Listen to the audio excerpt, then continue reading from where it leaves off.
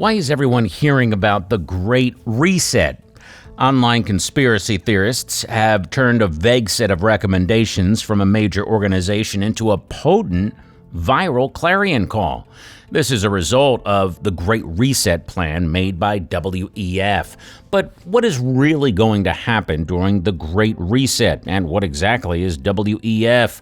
And why are they breaking every media and publication headline?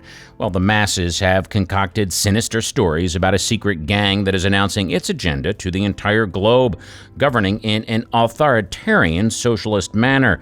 Thousands of people online have taken to the most recent revision of an old conspiracy theory updated for the age of COVID-19.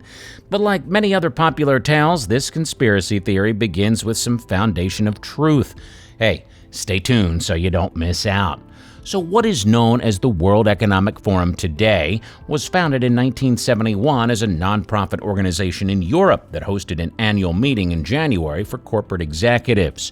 Early sessions of what was then known as the European Management Forum concentrated on how European leaders could imitate American corporate techniques according to its website. Later, the group changed its name to the World Economic Forum in 1987 when it had grown to include commercial and political leaders from all around the world.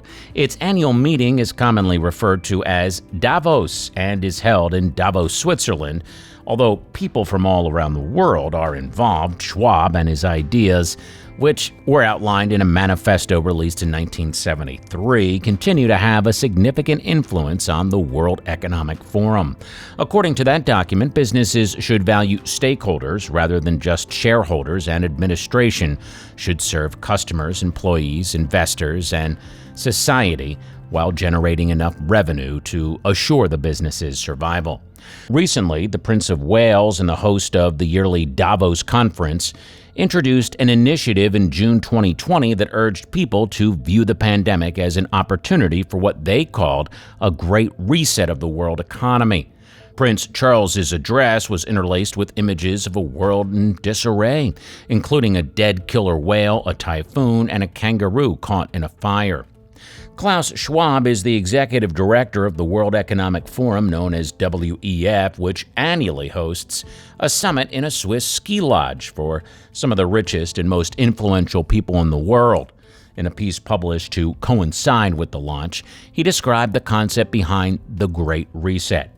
The epidemic brought a rare but constrained golden chance to analyze, rebuild, and reset our world in order to create a healthier, more just, and more successful future. There's also a 280-page book and a podcast on the Great Reset. However, the strategy lacks many specifics. Professor Schwab does mention a wealth tax and eliminating subsidies for fossil fuels. However, the scope is broad and encompasses a number of topics, including technology, climate change, the future of employment, international security, and others, making it challenging to determine exactly what the Great Reset would include. Due to the plan's ambiguity and the fact that it was introduced by a powerful organization, numerous conspiracies have flourished. These rumors started to spread online around the debut in June of 2020. But they didn't really take off much until later in the year, when a video of Canadian Prime Minister Justin Trudeau declaring at a UN meeting in September that the pandemic created a chance for a reset made headlines. The statement became trending on Twitter on November 15th.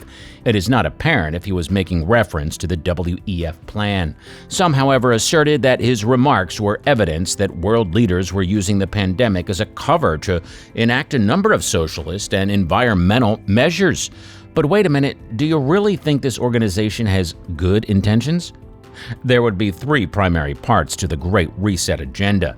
The first would influence the market to produce more than just results. To achieve this, governments should enhance trade agreements, enhance coordination including tax, regulatory, and fiscal policy, and establish the prerequisites for a stakeholder economy.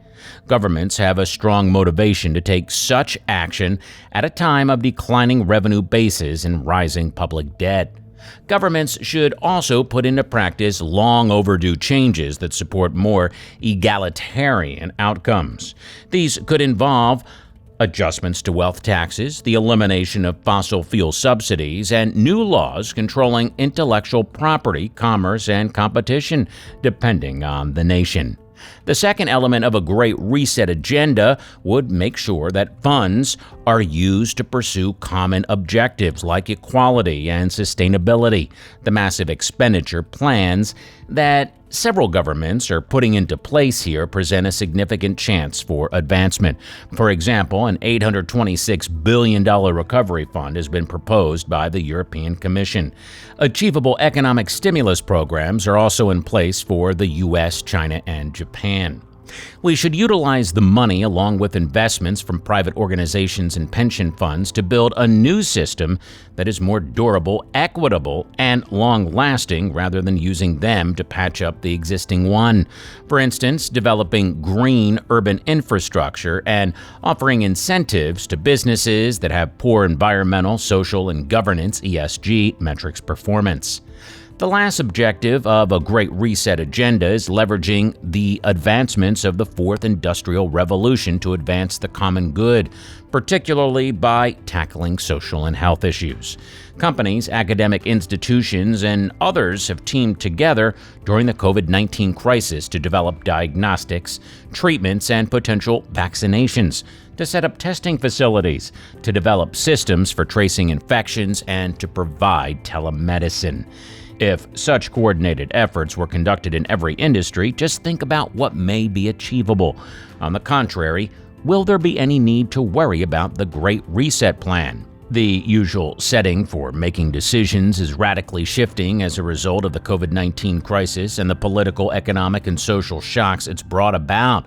Amidst a worldwide backdrop of concern for lives, livelihoods, and the environment, the inconsistencies, inadequacies, and contradictions of numerous systems, from health and finances to energy and education, are more apparent than ever.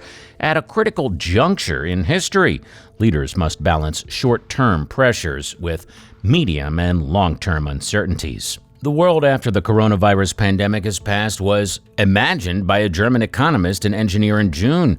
He talked about how nations should band together to help the Great Reset, or the realignment of social and economic objectives. According to Klaus Schwab, the COVID-19 pandemic marks a turning point in the course of human history, and there would be no going back to normal when it passes.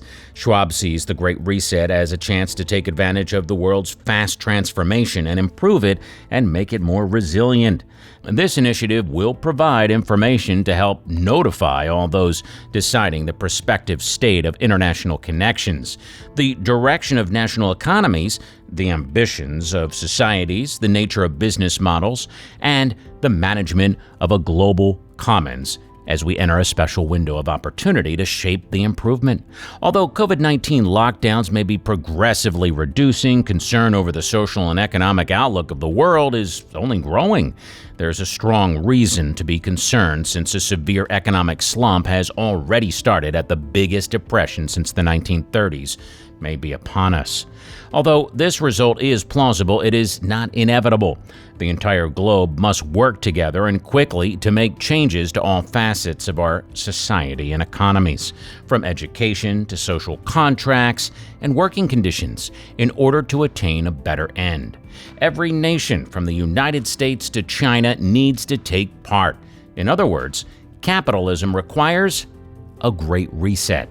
There are several justifications for a Great Reset, but COVID-19 is the most pressing. One of the biggest public health catastrophes in recent memory, the epidemic has already resulted in hundreds of thousands of deaths. Furthermore, it is far from over as the number of casualties is continually rising in many regions of the world. Long-term effects on employment, public debt, economic growth, and human welfare will be severe. The Financial Times claims that the level of global government debt has already surpassed that of all other periods. Additionally, unemployment rates are soaring across the globe.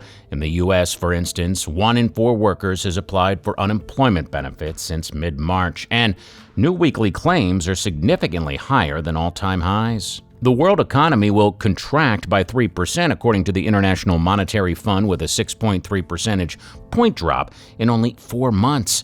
All of this will make the already existing socioeconomic and environmental concerns worse. The COVID-19 threat has already been used by certain countries as justification for a laxer environmental regulations and enforcement. But come to think of it, will these environmental measures harm the economy in any way? There are concerns about whether unelected people like Mr. Schwab should have the authority to advocate so loudly for concepts that have the potential to alter the nature of the global economy. There are a lot of influential people at the Davos summit who undoubtedly have a big impact on global events. Concerns exist about how technology will affect both jobs and civil liberties. However, the increasing power online comes in the form of outrageous and unfounded claims rather than discussions about sensitive political issues like income equality and the use of fossil fuels.